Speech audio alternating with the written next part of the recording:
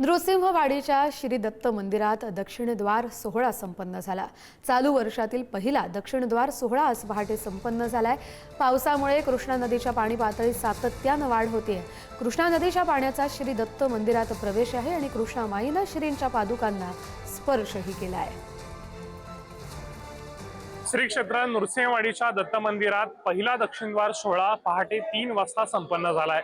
कृष्णा नदीचं पाणी श्रींच्या पादुकांवरून प्रवाहित झाल्यानंतर त्या तीर्थाचं स्नान करण्यासाठी भाविकांनी मोठी गर्दी केली आहे। या दक्षिणद्वार सोहळ्याला राज्यभरामध्ये फार मोठं महत्त्व असतं। राज्यभरातून अनेक भाविक या दक्षिणद्वार सोहळ्यासाठी नृसिंहवाडीमध्ये येत असतात आणि कृष्णेच्या आणि पंचगंगेच्या पाणी पातळीमध्ये मोठी वाढ होताना दिसत आहे। पहाटे 3 वाजता हा दक्षिणद्वार सोहळा संपन्न झाल्यानंतर आपण बघू शकतोय भाविकांनी प्रचंड गर्दी या दक्षिणद्वार सोहळ्यासाठी केलेली आहे आणि हा दक्षिणद्वार सोहळा याची डोळा अनुभवण्यासाठी अनेक भाविक राज्यभरातून दाखल झालेले आहेत। श्री क्षेत्र नृसिंहवाडीचा हा दक्षिणद्वार सोहळा म्हणजे एक मोठी पर्वणी दत्तभक्तांसाठी असते आणि ही पर्वणी अनेक भाविकांनी साधलेली आहे। पुढारी न्यूज साठी नृसिंहवाडीहून दर्शन वडेर।